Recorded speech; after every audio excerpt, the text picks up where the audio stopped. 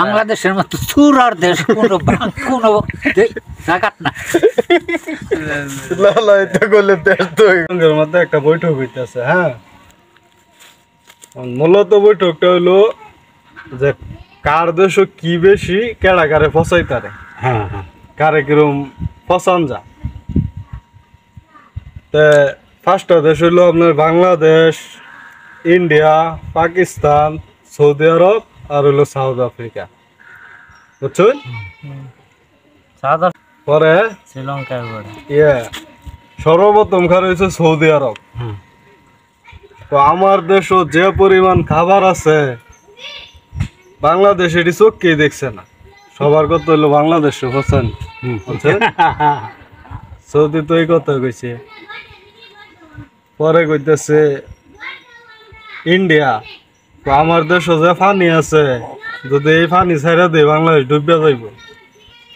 India তো পানির লেগে হয়ে যেতে হই না, পানি ছাইরা দিলে বন্যা হয়ে যা।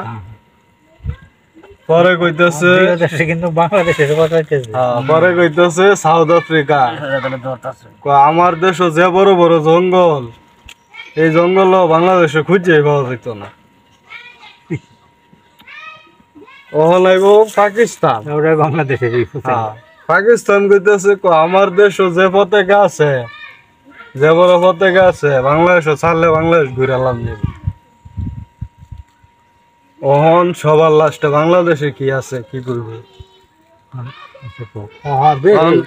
এই তো বাংলাদেশে বসাইলো, বাংলাদেশে তো কিছুই নেই। বাংলাদেশ এখন কইতেছে খারয়া থাকলো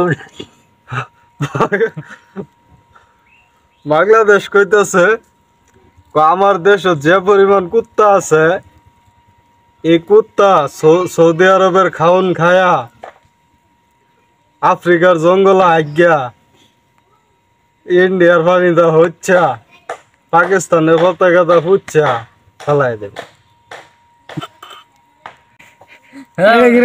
আরে কথার মিলে এক বেটা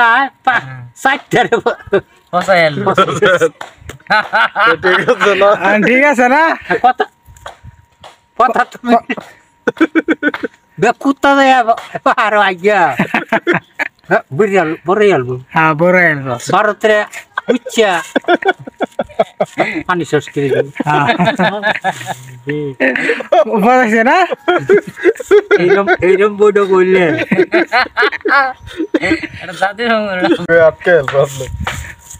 দেশদ্রোহী এত কুত্তা লাগছে না, জাকের আলী ছেড়ে দিলে ইন্ডিয়ার সৌদি আরবের সব কারণ চাবায়া অস্ট্রেলিয়ার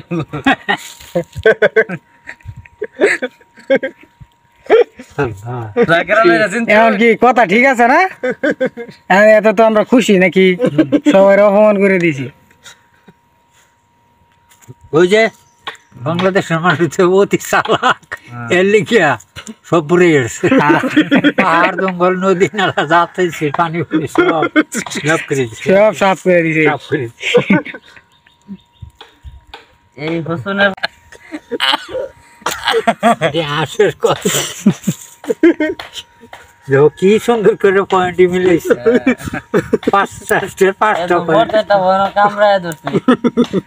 বাংলাদেশ মানে সবচেয়ে বুদ্ধিমান দেশ, কিন্তু বাংলাদেশ বুদ্ধিমান দেশ ঠিক, সত্যিকার কথা। আবার বাংলাদেশ না